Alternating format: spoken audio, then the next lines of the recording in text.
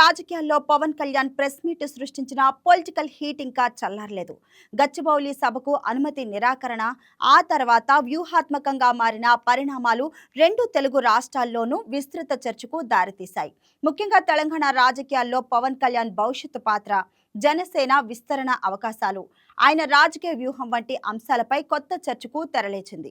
రాజకీయ విశ్లేషకుల అభిప్రాయం ప్రకారం గచ్చిబౌలిలో నిర్వహించాలని భావించిన సభకు అనుమతి లభించి ఉంటే అది సాధారణ రాజకీయ కార్యక్రమంగా ముగిసిపోయి ఉండేదనే వాదన వినిపిస్తుంది.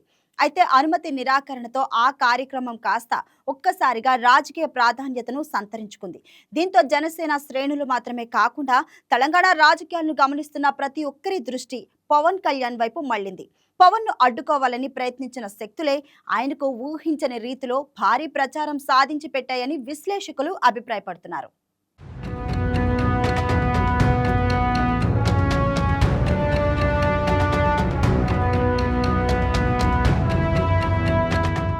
పవన్ కళ్యాణ్ గతంలో తెలంగాణలో పర్యటించినప్పుడు రాజకీయ వర్గాలు పెద్దగా పట్టించుకోలేదు. ఆయన కొండగట్టు ఆంజనేయ స్వామి దర్శనానికి వెళ్లిన, తెలంగాణలో జనసేన మద్దతుతో గెలిచిన సర్పంచులను సన్మానించిన ప్రధాన పార్టీలు నిర్లక్ష్యంగా వ్యవహరించాయి. ఆయన తెలంగాణ రాజకీయాల్లో పెద్దగా ప్రభావం చూపలేరని ఒక అంచనా అప్పట్లో ఉండేది. కానీ కాలం మారింది. 2024 ఎన్నికల తర్వాత పవన్ కళ్యాణ్ ఇమేజ్ పూర్తిగా మారిపోయింది. ఆంధ్రప్రదేశ్లో డిప్యూటీ సీఎంగా ఉంటూ జనసేన 100% సక్సెస్ రేట్ సాధించడం, రాష్ట్రంలో విధాన నిర్ణయాలలో కీలక భూమిక పోషించడం ఆయన ప్రొఫైల్ పెరిగింది. గతంలో ఆయన పేరు వింటే లైట్ తీసుకున్న నేతలే ఇప్పుడు అలర్ట్ అయ్యే పరిస్థితి తెలంగాణలో స్పష్టంగా కనిపిస్తోంది.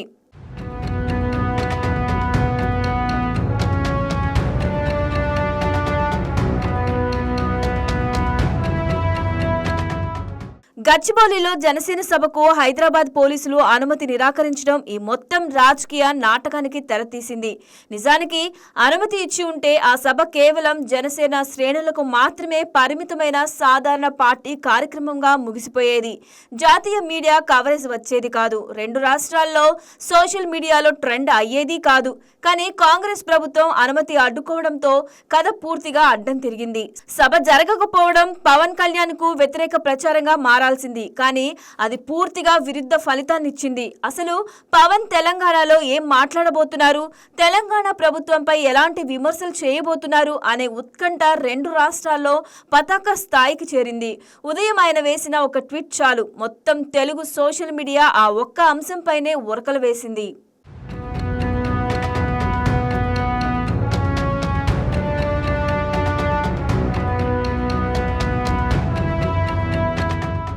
పవన్ ప్రెస్ మీట్ ఒక వేదికగా మాత్రమే ఉండాల్సింది. కానీ అది ఒక పొలిటికల్ ఈవెంట్ గా మారిపోయింది. తెలంగాణ అంతా జూబ్లీ హిల్స్ లోని పవన్ కళ్యాణ్ నివాసం వైపు దృష్టి నిలిపింది.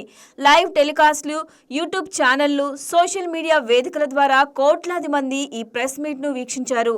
ఏ పెద్ద సభకు రాని ఈ స్థాయి దృష్టి ఒక అనుమతి నిరాకరణ కారణంగా వచ్చింది. పవన్ కళ్యాణ్ తనను అంచనా వేసిన వారిని, తనను వీక్షించిన వారిని నిరాశపరచలేదు. డిఫెన్స్ లో పడకుండా నేరుగా ఎదురుదాడికి దిగారు. మీ అయ్య జాగీరా తెలంగాణ అంటూ వాడిన పదునైన పదజాలం రాజకీయ వర్గాల్లో సంచలనం సృష్టించింది.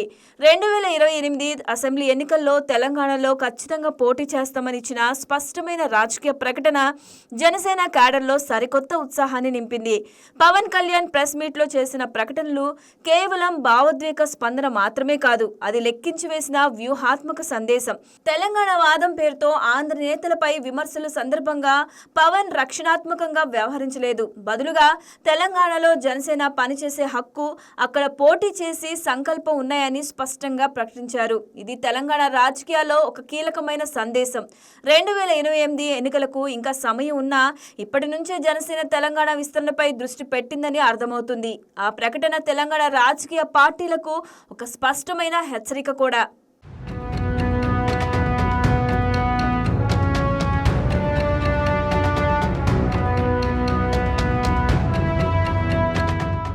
ఈ మొత్తం ఉదాంతంలో అత్యంత ఆసక్తికరమైన అంశం ఏంటంటే పవన్ కళ్యాణ్కు తెలంగాణలో ఇంత భారీ ప్రచారం తెచ్చిపెట్టిన క్రెడిట్ అసలు ఎవరిది? ఆయనను అడ్డుకోవాలని చూసిన శక్తులదే. తెలంగాణ వాదం పేరుతో ఆయనపై వ్యక్తిగత దూషణలకు దిగిన విమర్శకులదే. అనవసరంగా ఆయనను టార్గెట్ చేయడం, సభకు అనుమతి నిరాకరించడం, ఈ రెండు నిర్ణయాలు పవన్ కళ్యాణ్కు వ్యతిరేకంగా పనిచేయాల్సినవి. కానీ ఆ చర్యలే పవన్ రూట్ మార్చి ప్రెస్ మీట్కు పొలిటికల్ వేదికగా మలుచుకోవడానికి కారణమయ్యాయి. ఒక అనుమతి నిరాకరణ, ఒక ప్రెస్ మీట్, ఈ రెండు కలిసి తెలంగాణ అంతటా పవన్ పేరు మారు మోగేలా చేశాయి. పవన్ కళ్యాణ్ హైదరాబాద్ ప్రెస్ మీట్ తెలంగాణ రాజకీయ చిత్రాన్ని పూర్తిగా మార్చివేసిందని చెప్పడం అతిశయోక్తి కాదు. 2029 ఎన్నికలకు ఇంకా సమయం ఉన్నప్పటికీ జనసేన తెలంగాణలో క్రియాశీలకంగా అడుగులు వేస్తుందనే సంకేతాలు స్పష్టంగా కనిపిస్తున్నాయి. ఇప్పటికే తెలంగాణలో గ్రామ పంచాయతీ స్థాయిలో కొద్దిమంది జనసేన ప్రతినిధులు గెలిచారు. 2024 లోక్సభ ఎన్నికల్లో తెలంగాణ పార్లమెంటు నియోజకవర్గాల్లో జనసేన ఓట్ల శాతం పెరిగింది. ఈ నేపథ్యంలో పవన్ కళ్యాణ్ వచ్చే ఎన్నికలో పోటీ చేస్తామని ఇచ్చిన ప్రకటన కేవలం మాటలు మాత్రమే కాదు, వ్యూహాత్మక సంకేతమని రాజకీయ పరిశీలకులు అభిప్రాయపడుతున్నారు. కాంగ్రెస్ ప్రభుత్వానికి, తెలంగాణ రాజకీయ పార్టీలకు ఈ ఉదాంతం ఒక స్పష్టమైన పాఠాన్ని నేర్పింది. పవన్ కళ్యాణ్ ను అడ్డుకోవాలని ప్రయత్నించే కొద్దీ ఆయనకు మరిన్ని అవకాశాలు తెచ్చిపెట్టినట్లే అవుతుంది. వ్యతిరేక శక్తుల వ్యూహాలే ఆయనకు తెలంగాణ రాజకీయాల్లో సరికొత్త రీ ఎంట్రీకి పక్కా గ్రౌండ్ సిద్ధం చేసేయడంలో ఎలాంటి సందేహం లేదు.